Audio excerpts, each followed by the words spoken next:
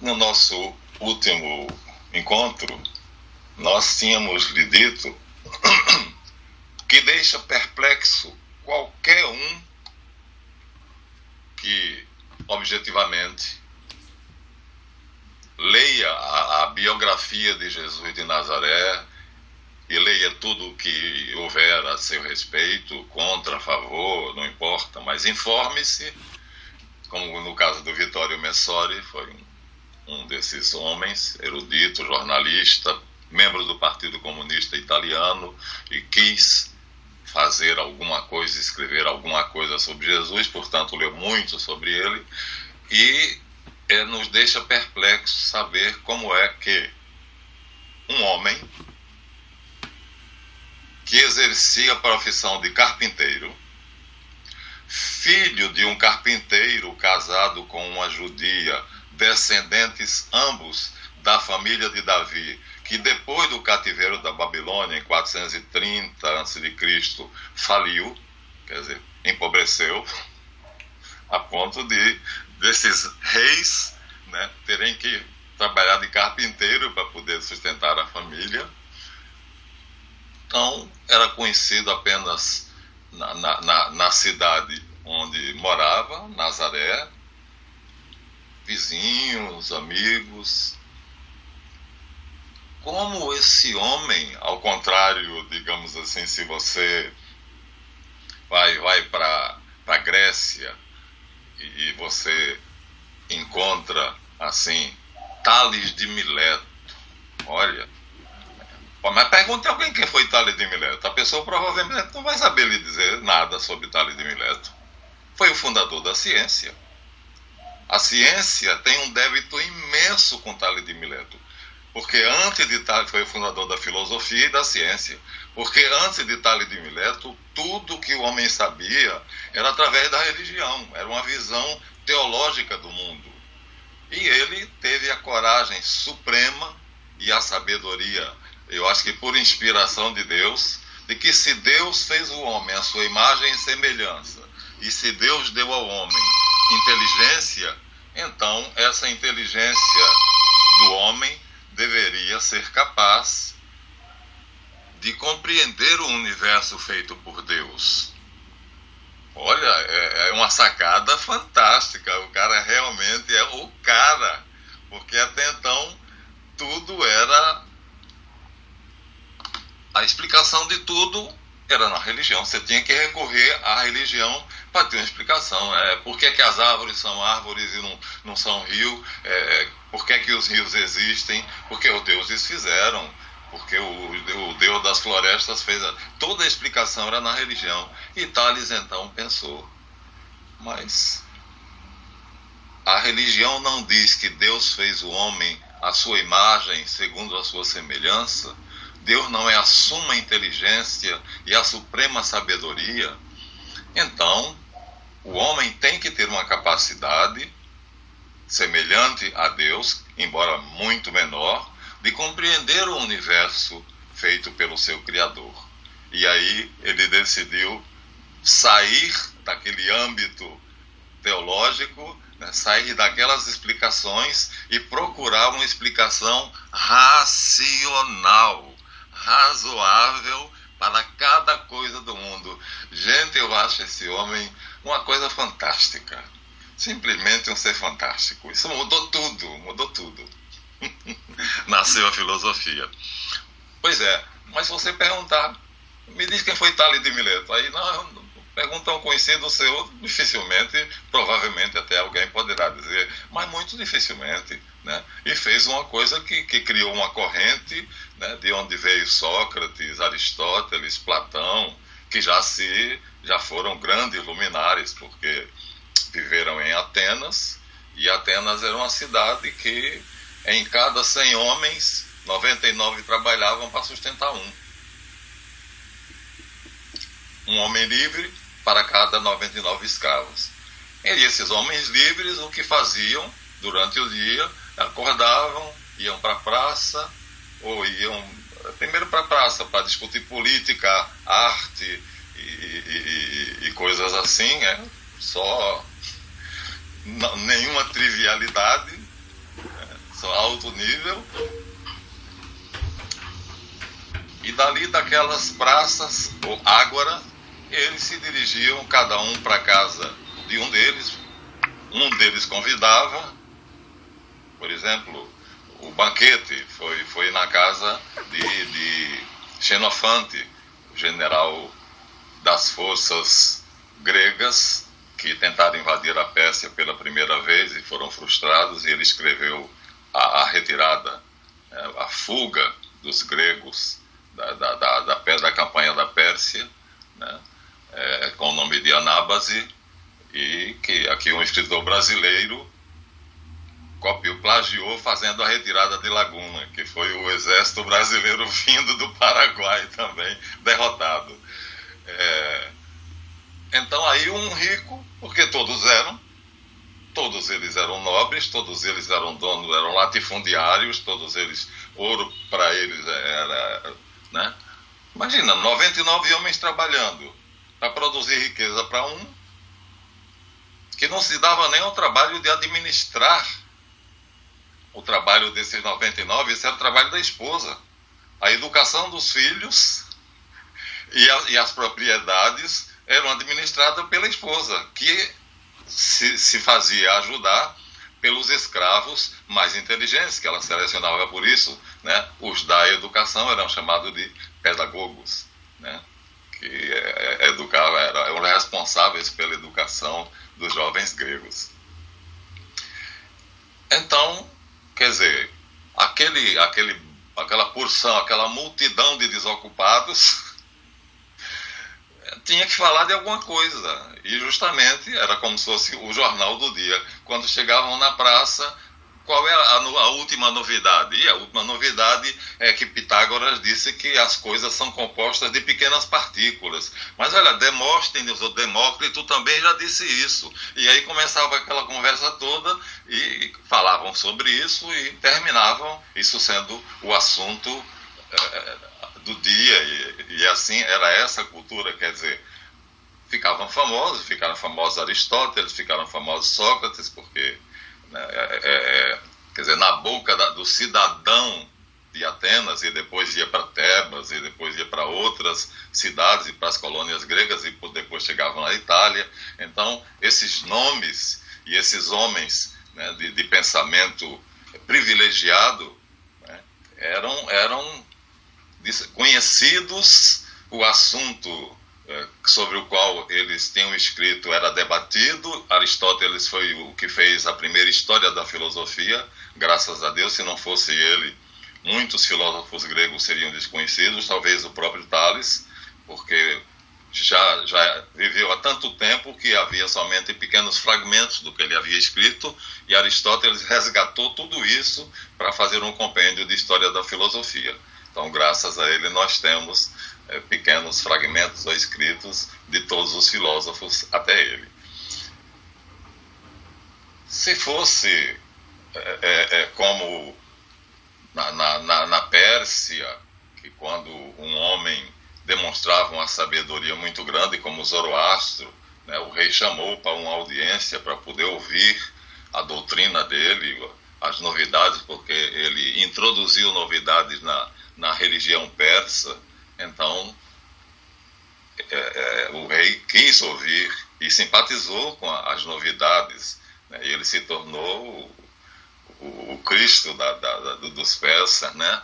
A religião persa se chama zoroastrismo ou mazdeísmo. Zoroastrismo em honra a ele, mazdeísmo em homenagem ao Deus Supremo, Ahura Mazda. E outros. Então, por exemplo, se fôssemos ao Egito e chegássemos na escola de Alexandria, que era uma academia famosíssima, então iríamos encontrar Apolônio de Tiana e outros, né? Mestre Valentim, o gnóstico. Quer dizer, não temos nada disso. Um homem desconhecido que exerce a profissão de carpinteiro, filho de um carpinteiro, e que vai mudar o mundo. inacreditável. Essa proposta dele é inacreditável. Mas, como dissemos, ele tem dois trunfos a favor dele. Um é João Batista, que pertencia a uma ordem que era já milenar, né? A ordem de Melquisedeque, que na Palestina tomou o nome de Essênios, que quer dizer os puros. E os milagres que ele fazia, né? Porque quando ele atingiu os 29 anos, ele começou a fazer milagres, porque antes disso, a revelação da divindade dele foi feita 2 vezes apenas, por ele. Primeiro, quando Maria foi visitar Isabel, que quando ela saudou Isabel, João Batista, que estava no ventre de Isabel há 6 meses, pulou de contentamento. Então, Isabel foi cheia do Espírito Santo e disse que você traz algo que o meu filho saltou de alegria no meu ventre quando viu a sua voz. Então foi a primeira manifestação dele ainda no ventre da mãe, né, em comunicação com João Batista ainda no ventre da mãe. E a segunda foi quando ele disse abertamente aos pais, na Bar Mitzvah, né, quando ele foi para Jerusalém aos 12 anos, com os familiares e amigos, todos os rapazinhos que tinham 12 anos, que foram fazer a iniciação teológica, que era a declaração de maioridade.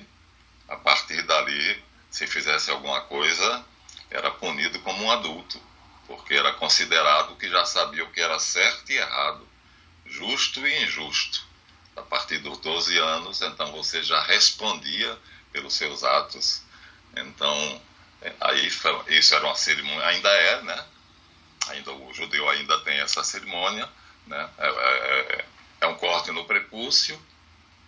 A menina não tem isso, porque evidentemente não tem as condições, mas há uma equivalente, que seria mais ou menos equivalente ao nosso debut, né? A festa da debutante, né? Que o homem tinha, mas para o homem era uma festa muito maior. E aí os pais dele, logo depois que saem de Jerusalém, percebem que Jesus não está entre eles. Procuram entre os parentes, Jesus não está. Entre os conhecidos, vizinhos, amigos, Jesus não está. Eles então voltam para Jerusalém, voltam para o templo, onde foi feita a cerimônia, e lá Jesus está sentado. Os doutores da lei, aqueles velhos com a barba na barriga, estão fazendo perguntas a ele e ele respondendo. Ou ele fazendo pergunta aos velhos e os velhos não sabem responder. Quer dizer, é um fato notável. Eles não querem deixar ele sair porque querem explorar aquele garoto ao máximo, mas os pais terminam convencendo ele de que está na hora de ir para casa. E quando a mãe censura ele, porque você preocupou tanto a mim e ao teu pai, nós ficamos angustiados quando vimos que você não estava na caravana de volta. Aí ele se revela. Por que vos preocupáveis comigo? Não sabíeis que eu devo cuidar das coisas do meu pai? Aí ele se revelou, né? Ele disse claramente, né? José apenas cuida de mim, mas eu tenho um pai que é a ele que o templo foi dedicado. Então são os dois momentos, né, assim, em que ele se revela. Mas a quem? Quer dizer, no caso, a Isabel e a Zacarias, né, lá na visitação de Maria, a Isabel, e aqui agora, somente no segredo da família, José, Maria e ele. Então essa primeira revelação da divindade dele é feita como um segredo ainda. E ele cresce continuando esse segredo, embora os evangelhos apócrifos contem coisas maravilhosas, porque existem muitos evangelhos apócrifos, e alguns deles a igreja valoriza, porque não se sabe, são apócrifos, porque ninguém sabe quem é o escritor, e provavelmente provavelmente o escritor não era uma pessoa idônea, ou seja, não era ninguém que se pudesse confiar que ia fazer aquela obra. Então tem as atas de Pilatos, tem o Evangelho de Maria Madalena, o Evangelho de Tomé, o Testamento de Judas, né, e tem alguns, né, os Evangelhos da infância de Jesus, tem a morte de São José, que são lindos. Então, nas primeiras edições da Bíblia Vulgata, no ano 500, o Papa mandou que se editasse junto com a Bíblia alguns desses evangelhos apócrifos, porque ajudavam a compreender os costumes, né, a geografia, em suma, tudo aquilo da época de Jesus, porque o autor tinha tido esse cuidado. Se não se tinha certeza que os fatos descritos eram verdadeiros, né, mas a geografia, a descrição dos costumes, é como Jesus, era um modo de saber como Jesus viveu, né, quais eram os hábitos da família dele. Depois, com o tempo, esses evangelhos apócrifos começaram a ser explorados maliciosamente pelos gnósticos, sendo equiparados aos evangelhos canônicos, e aí Roma mandou tirar. Aí a Bíblia passou a ser impressa somente os livros canônicos.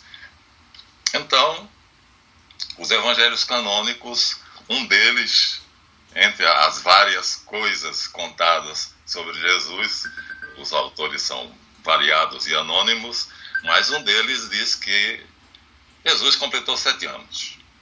7 anos, saía da tutela da mãe, porque a responsável pela educação era a mãe, inclusive na educação religiosa.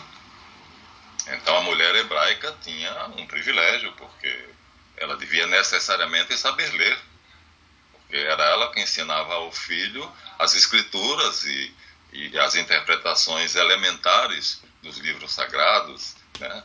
Então os rudimentos da sabedoria, do conhecimento, estavam a cargo da mãe, mas aos 7 anos ele ia para uma sinagoga, onde o mestre da sinagoga ia complementando e aprofundando esses conhecimentos que a mãe dava a ele. E aí conta o narrador do Evangelho que o mestre da sinagoga, primeira aula, então desenhou o Aleph, e aí disse, o nome dessa letra é Aleph, é o A. E aí discorreu sobre tudo o que ela significava, né?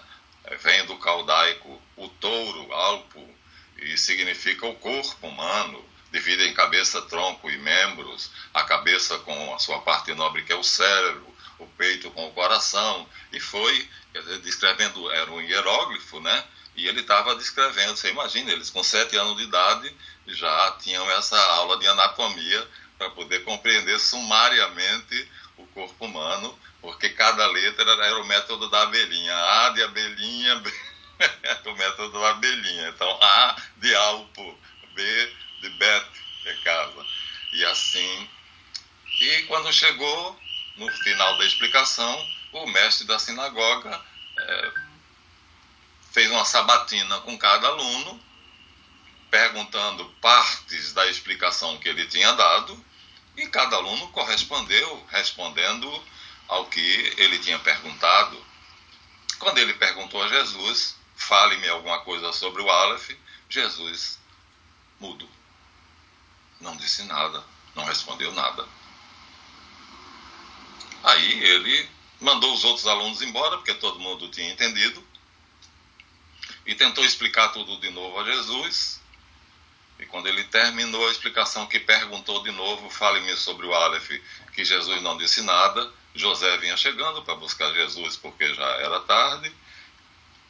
E aí ele diz, segundo o narrador do Evangelho, que o mestre da sinagoga diz a José, não me traga mais essa criança amanhã, ele é burro demais, todo mundo compreendeu a aula e ele não compreendeu. Quer ver, ó, fale-me sobre o Aleph. Aí ele tranquilamente olha para o mestre da sinagoga e diz, fala-me sobre o tal e eu te falarei sobre o Aleph.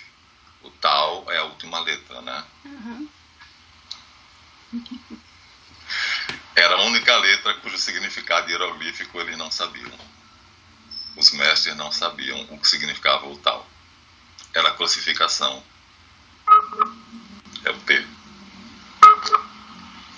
Então, quer dizer, ele já sabia então que o significado do tal era: o Cristo será crucificado, né? Ele será colocado em um artifício de madeira que terá a forma de um T.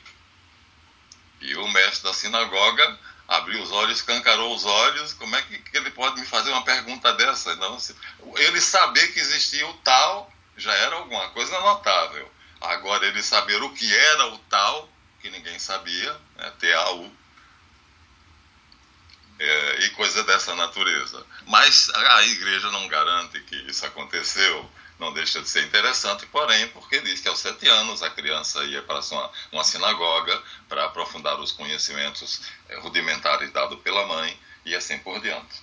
Então, na verdade, Jesus guarda esse segredo, que ele é o Messias, ciosamente. E a mãe e o pai também. Então, tem um momento onde ele deve revelar isto. E esse momento é muito importante, porque os momentos em que ele vai dizer a alguém que ele é o Cristo, ou que alguém diz e ele afirma que sim, são poucos nos evangelhos.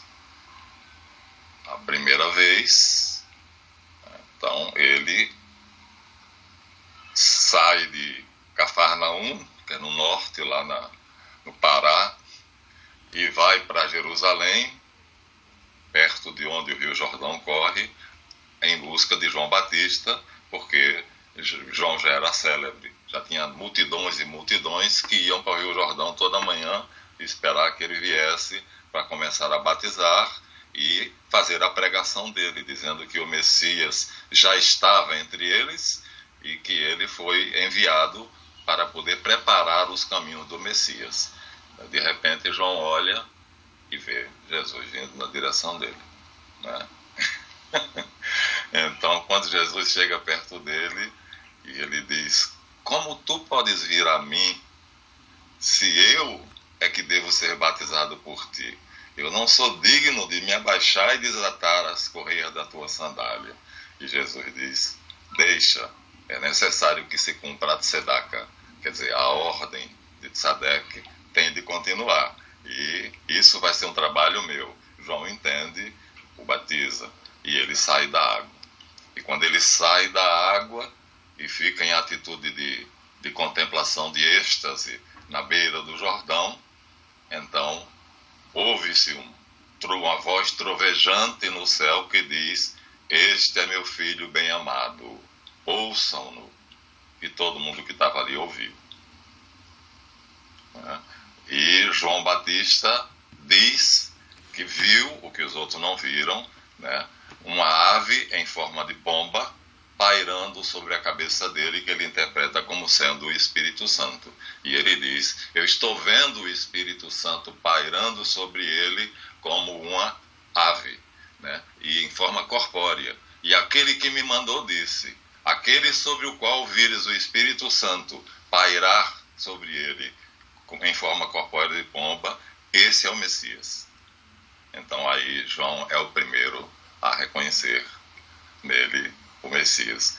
Bom, aí os discípulos de João, que já são uma multidão, e já não são de desprezar, e João manda que sigam ele. A partir de agora é necessário que ele cresça e eu diminua, então sigam-no. Dá um segundinho só, por favor.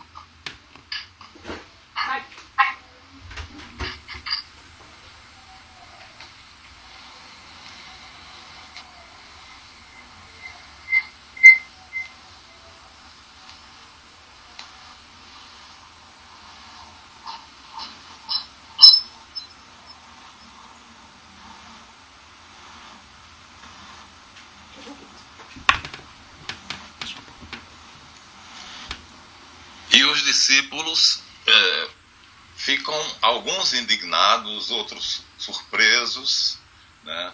2 seguem Jesus, vão até a casa dele e perguntam: mestre, onde moras? E ele diz: vinde e vede, né? E vai, que são o outro João, o evangelista, e André. Então vão junto com Jesus e veem onde Jesus mora.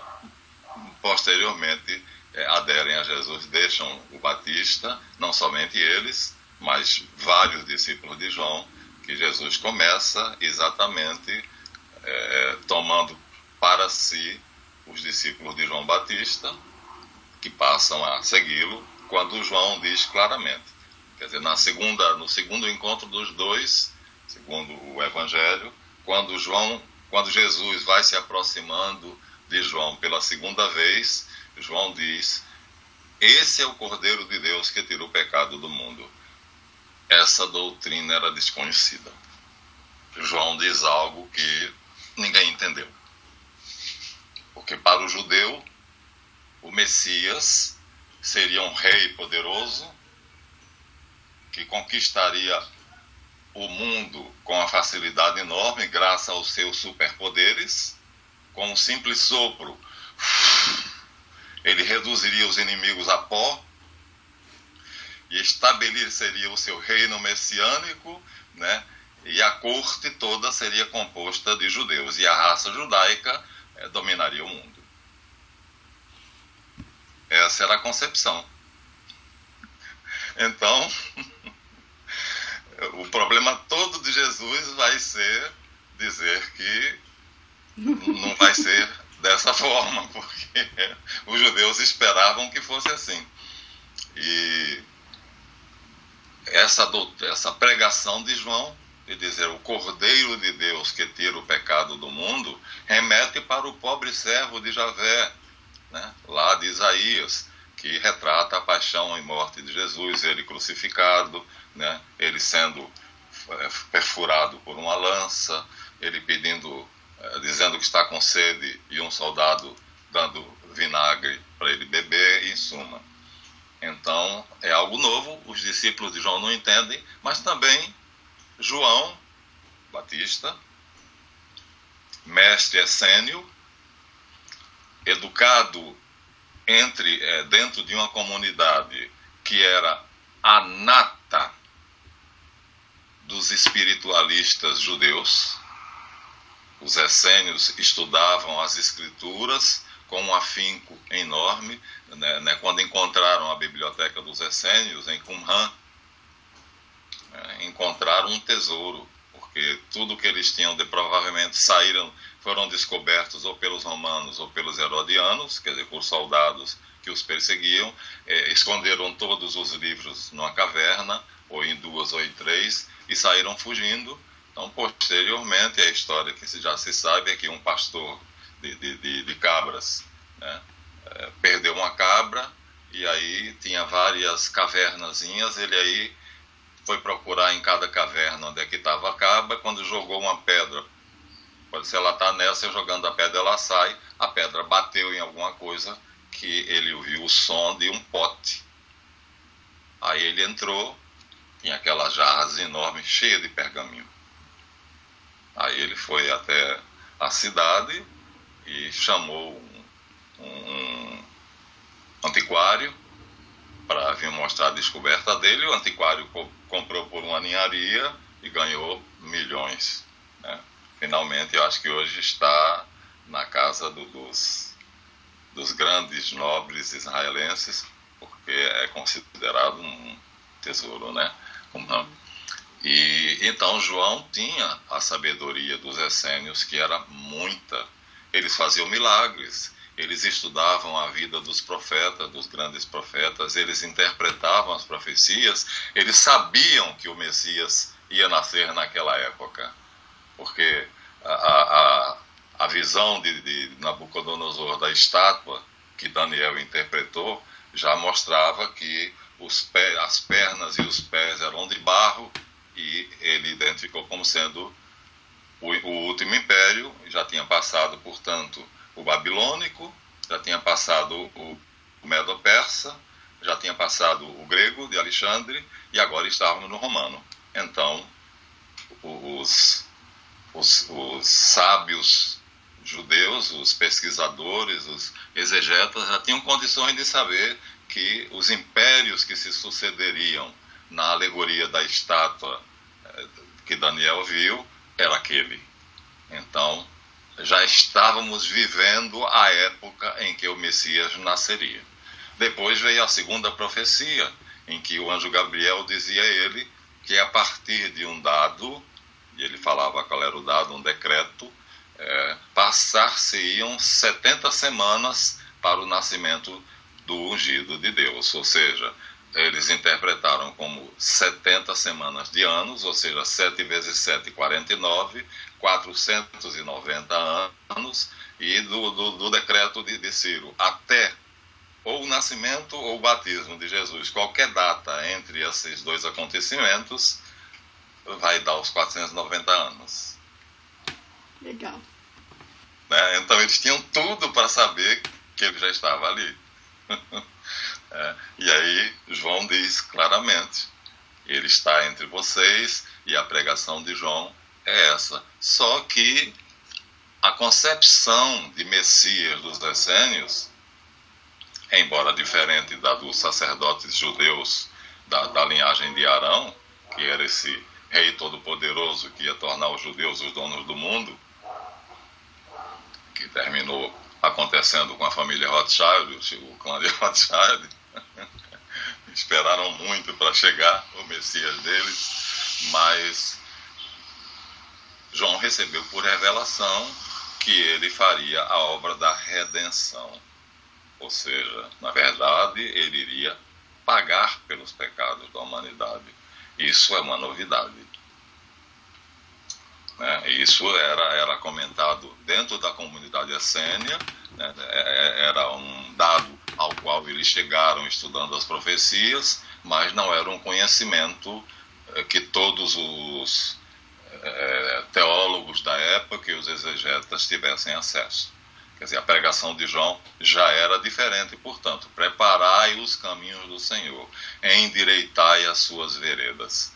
Então, era o precursor, era aquele que já viria preparando o povo para o Messias, porque não era a segunda concepção dele. Depois, os essênios achavam que viriam 2 Messias, e que nasceria na comunidade essênia, porque eram os puros, eram os religiosos mais espiritualizados, mais puros. Então, tinha tudo para ele nascer ali, se o Messias era o Logos, né? Era o Deus divino humanizado, então tinha que nascer ali. Um seria o sumo sacerdote e sentaria na cabeceira da mesa para abençoar a refeição, e o outro seria o rei descendente de Davi e sentaria na outra cabeceira. Então um ficaria frente a frente com o outro. Então um Messias rei e um Messias sacerdote. Na verdade, não foi assim. Quer dizer, Jesus veio sozinho, é um único Messias. Quer dizer, eles também erraram na interpretação dessa profecia. Mas o fato é que o Batista tinha um conhecimento das Escrituras e uma exegese, uma interpretação que não era comum, não era... você não encontraria isto entre os especialistas da época, porque já o fato de saber, ele saiu da comunidade essênia e foi para o Rio Jordão.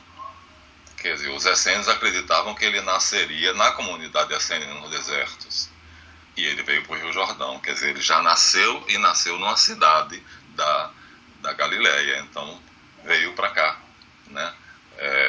E a questão da redenção do homem. Então, agora, João Batista, e eu acho que os grandes pensadores da época na Palestina não tinham ideia, não discutiam, não falavam sobre o conceito do Logos. E então, quando João diz que no princípio era o Logos, e o Logos estava com Deus, e o Logos era Deus, Ele está usando uma palavra que não era daquela cultura. Quer dizer, era da escola de Alexandria, porque os magos da Caldeia eram o Caribu, né? Os da Pérsia e tal, era o zoroastrismo, era Zoroastro como um sol. Então, Zoroastro, a Ahura Mazda, como um disco solar com asas. Então, a questão que cabe aqui a gente perguntar, João Evangelista, jovenzinho, era um dos discípulos muito chegados, muito ligados a João Batista, né? Havia uma ligação afetiva muito grande entre os dois. Ele vai ter essa ligação com Jesus Cristo. Jesus Cristo chamará, e ele, quando no evangelho dele fala de si mesmo, ele diz, aquele discípulo que Jesus amava. Quer dizer, ele era mais amado por Jesus do que os outros, e ele sabia, Jesus não escondia isso, né? Embora, na hora de escolher o chefe do grupo, escolheu Pedro. Então, escolheu o que ele amava mais, mas aquele que amava mais a ele. Pedro amava a ele mais do que todos, então foi esse que ele escolheu. Então, aí a pergunta seria, porque o Evangelho de João se baseia todo ele, como nós já dissemos em outras passagens, em outras conversas, se baseia no conceito do Logos. Esse conceito, com certeza, não foi na Palestina que ele adquiriu. Não temos fonte nenhuma que nos permita dizer onde João Evangelista auriu esse conceito de Logos. Palavra grega, muito discutida na Grécia, principalmente em Atenas. Os grandes filósofos discutiam muito essa noção, esse conceito, na escola de Alexandria, que tinha se helenizado, porque depois que os faraós foram destituídos por Alexandre, e depois veio o Império de Alexandre, a helenização, o Egito passou a falar grego, e toda a terra civilizada passou a falar grego. E então, Alexandria, que era a capital cultural do Egito, tinha os grandes sábios que falavam em grego, discutiam em grego, e ali as discussões sobre o Logos, que é a inteligência de Deus. Ou seja, você está me ouvindo, cada palavra que eu digo chega aos seus ouvidos, vai até os seus neurônios cerebrais, lá na zona do seu intelecto, essas palavras são decodificadas, porque eu estou codificando o que eu penso, mandando para você através de signos, e você vai fazer o processo contrário. Vai ouvir esses signos e, numa zona equivalente a que eu codifico, o seu cérebro decodifica. E aí isso constitui o seu pensamento. Então, né, nós temos um pensamento, nós pensamos. E o nosso pensamento, quando você se isola, ou quando você não está conversando com alguém, ou mesmo quando está e se distrai um pouco, o seu pensamento vai a outras paragens, né? Recebe outras imagens e outros... Pois bem, esse pensamento, né, que é a sede de todo o pensamento, é o pensamento pensante, é o pensamento de Deus, é o Logos. Nele está tudo. E nosso pensamento tem uma pequena conexão com ele. Então, os profetas, os artistas, os poetas, né, quando, em suma, todos aqueles inspirados, né, os inventores, os grandes criadores da humanidade, eles conectam, né, o Logos e de lá eles tiram, né, aquilo que faz cada um célebre. Por exemplo, Thomas Alva Edison tirou 115 invenções, quer dizer, a lâmpada elétrica, o gramofone e não sei o quê, e aquele outro dos computadores, aquele gênio aquele telefone celular, os computadores. Então todos eles, né, como nós, têm acesso, só que eles têm mais, porque eles vão eles penetram profundamente no pensamento de Deus, no Logos, né? E pegam a coisa toda feita, pronta, e reproduzem ela, e trazem ela através do pensamento pensado, que é o nosso. O nosso é o pensamento pensado, o de Deus é o pensamento pensante. Então, o Logos é o pensamento pensante, e o nosso, o pensamento pensado, acessa o pensamento pensante, traz de lá o dado que nos interessa e materializa esse dado. Tá. Pois bem, agora imagina, o Messias, o Logos, é o pensamento pensante. Então, ele tem o pensamento pensado como nós, como ser humano, porque ele nasceria como um ser humano, isso todo judeu sabia disso, ele seria um ser humano, verdadeiramente homem, mas o cérebro dele teria todo o acesso ao pensamento pensante, ao Logos. Ele é o próprio Logos, ele tem dois pensamentos, ele é humano e divino. Ele pensa como homem e pensa como Deus. Tem os dois departamentos à disposição dele. Por isso ele é o Cristo, o ungido de Deus, quer dizer, Deus tornado homem. Então, é um conceito profundo, né? Profundo. Só essa ideia de que, na verdade, olha que maravilha, nós temos condição de nos conectarmos com o pensamento de Deus. Quando você ora, quando você pede, quando você reza, quando você faz uma prece, você está falando com o Logos e ele está ouvindo, porque seu pensamento está em conexão com ele. A diferença entre os profetas, os poetas, os seresteiros, os enamorados, é que eles ouvem a resposta, eles falam e ouvem a resposta, e nós não ouvimos, quer dizer, nós falamos e achamos que não tem resposta. É claro que ele responde, mas responde do jeito dele, né? Não se esqueça que Moisés esperou 40, segundo a Bíblia, 40 anos em cima do Monte Sinai para receber a lei de Deus, o decálogo, né? Então, a coisa de repente não é assim, você pergunta e a resposta vem logo. Você pergunta, Daniel também, para saber quando Jesus nasceria, quando o Messias nasceria, ele faz preces durante vários dias, jejua a ponto de ficar extenuado. Quando Gabriel aparece a ele, ele desmaia de fraqueza. Aí Gabriel põe a mão na testa dele e revigora ele e diz: eu fui enviado por Deus para te dar a resposta à sua oração. E aí dá a ele a profecia.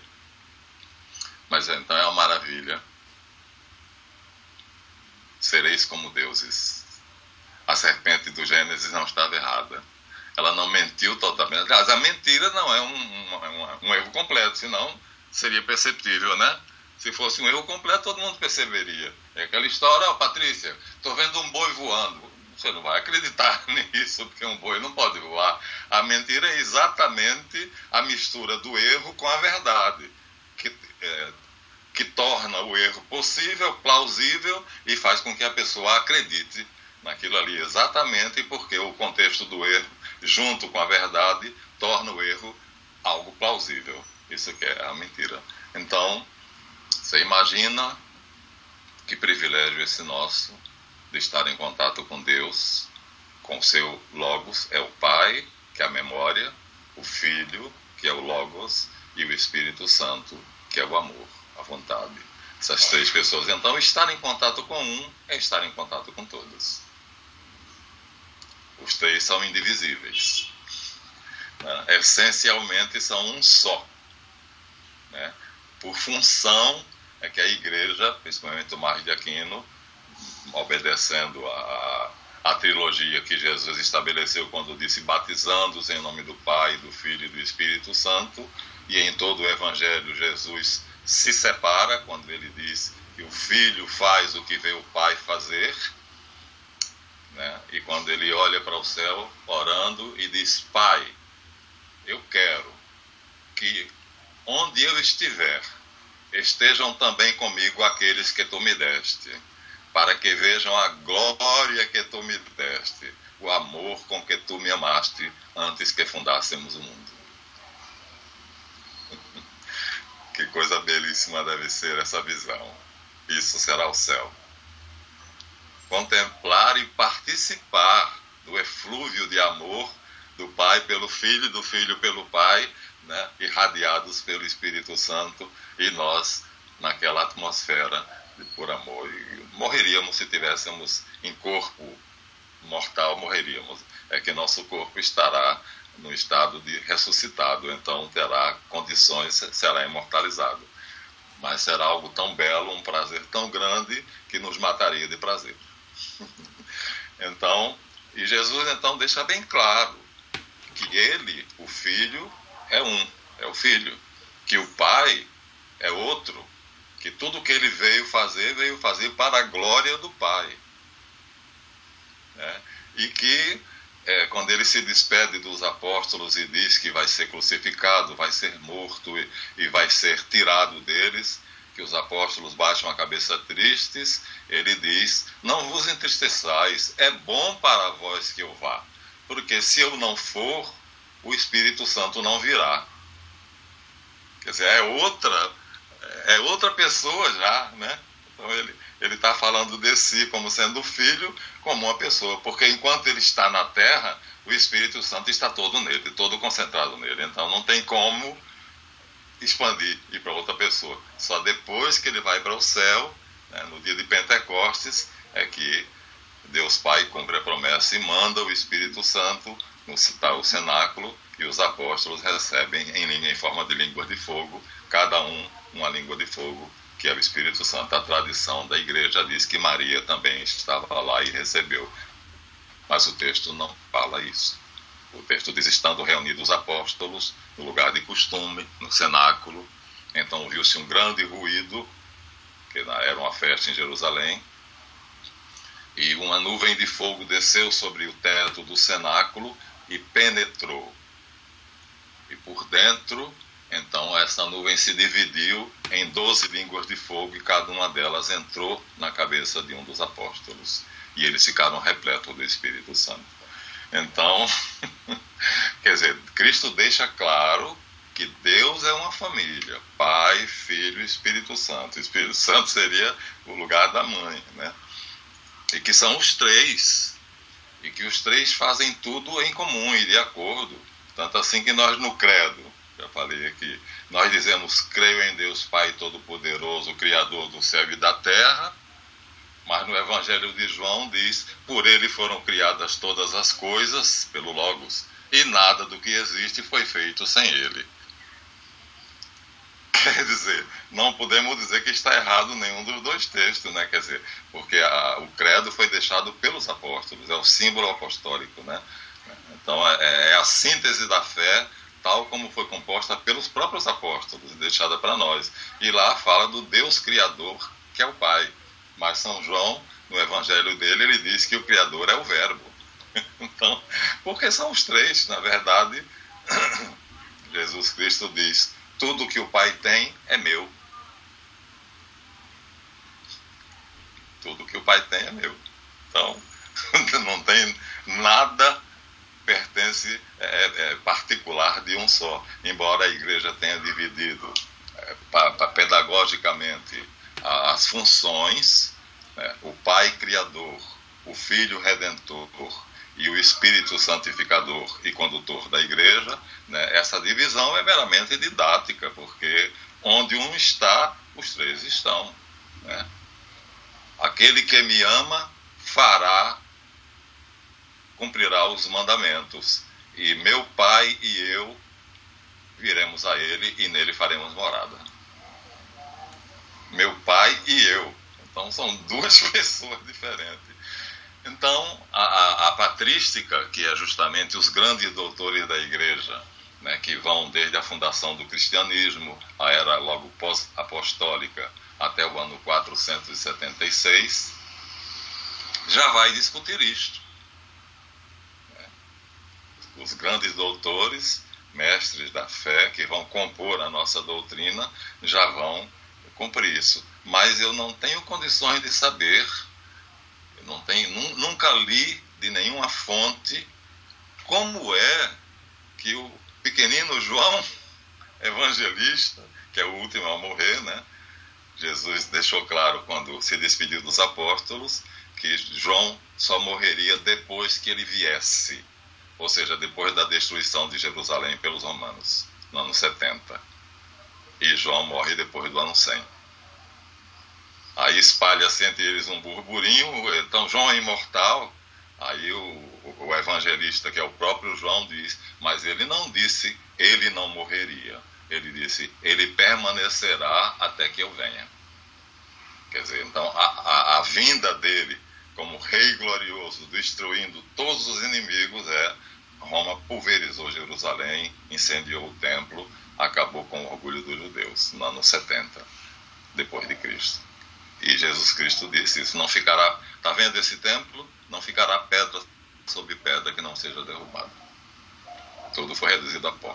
E ele fala disso como sendo uma vinda dele, a vinda próxima. Ele alerta os apóstolos que quando virem os sinais, ele dá alguns sinais, fujam de Jerusalém. E aquele que já estiver fora de Jerusalém não volte. Ele prepara os apóstolos. E aí ele mistura isso com as profecias do fim do mundo, do Apocalipse. E aí deslindar uma da outra fica completamente difícil.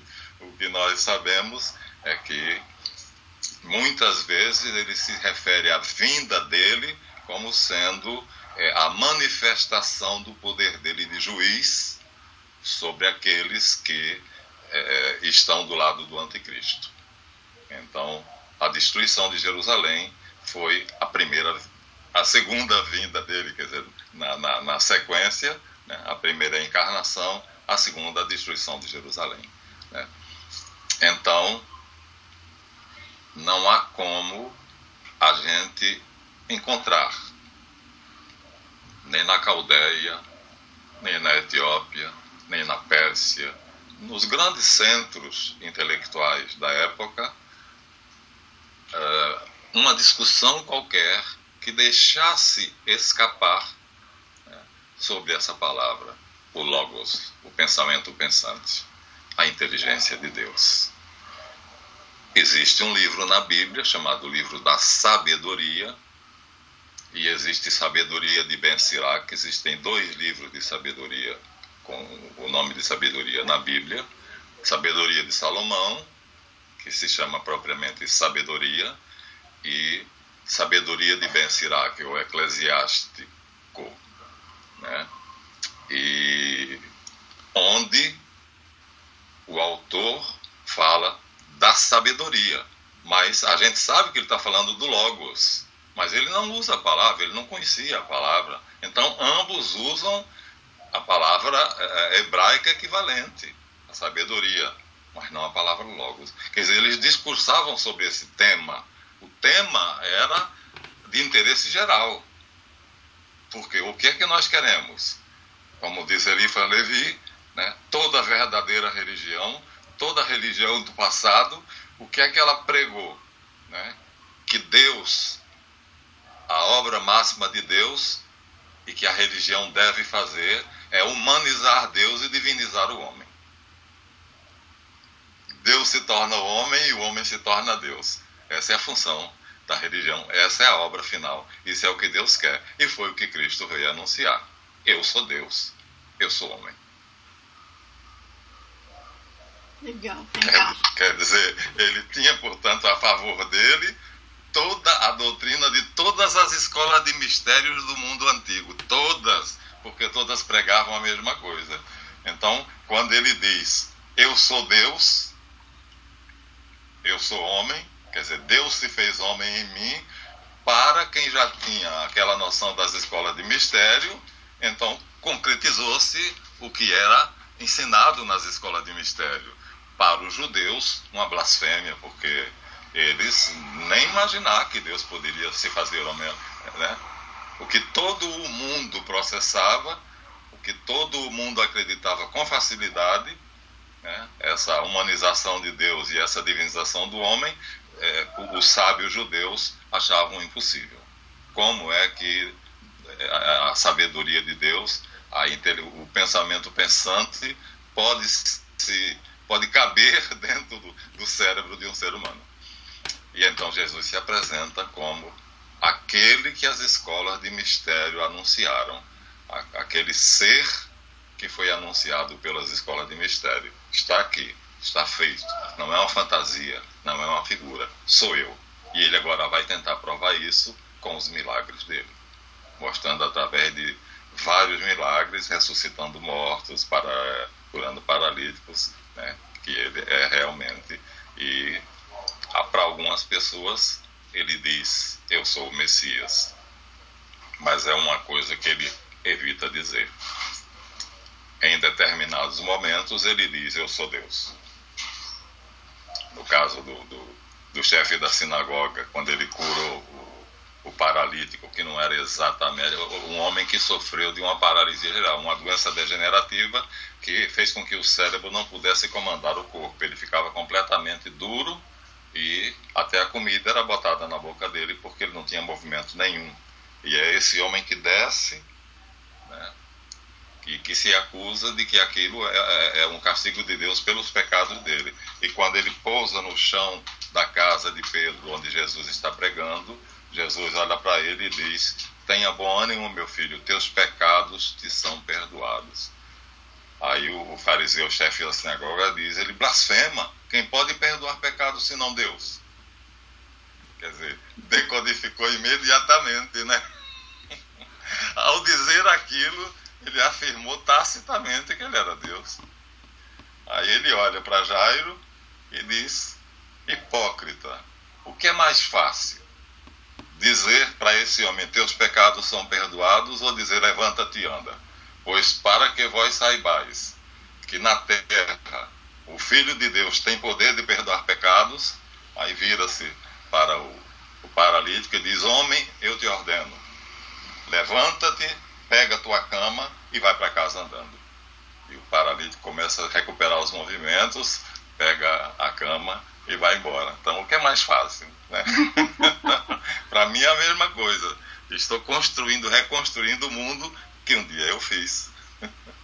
E aí, mas vai ser isso. Então, de qualquer maneira, o fechamento de hoje é isso. Quer dizer, ele de alguma maneira, ele responde à expectativa de todas as escolas de mistérios, do mundo inteiro, de todos os povos civilizados. Porque o grande mistério era esse. O que os adeptos buscavam, no final das contas, era isso, tornar-se o Deus que eles cultuavam. Fosse Mitra, fosse Osíris, fosse qualquer um, mas era isso. Era praticar a virtude até chegar a ter o mérito de se identificar com o Deus que eles cultuavam. Portanto, Deus se humanizava e o homem se divinizava. Aí chega Jesus e diz, aconteceu, sou eu. Agora, querem saber como é? Eu vou dizer.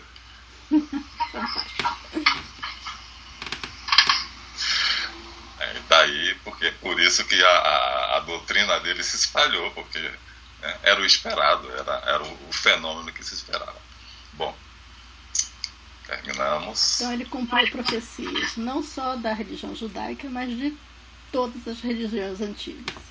Todas essas profecias se realizaram nele. Exatamente. Fantástico. Por isso o sucesso da pregação dele. É como eu te disse, né? Ele era um mendigo, um pobre profeta, um João ninguém, perdido na multidão, ele era qualquer um.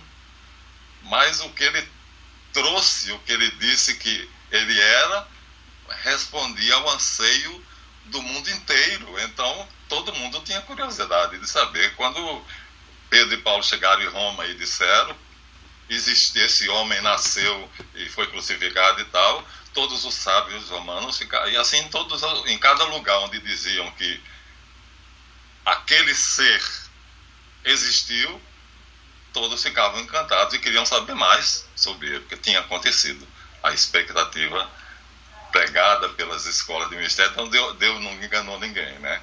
Na verdade, as chamadas falsas religiões, ou idolatria, ou seja lá o que for, na verdade, era um entendimento tortuoso que os sacerdotes antigos, chamados iniciados, tinham, né, do dogma único que Deus colocou na mente da humanidade. Sereis como Deus. E agora vai ser essa a pregação dele. Tá bom? Então, até a próxima. Um ótimo fim de semana. Boa tarde para você e um grande beijo. Amém. Obrigada. Obrigado a você.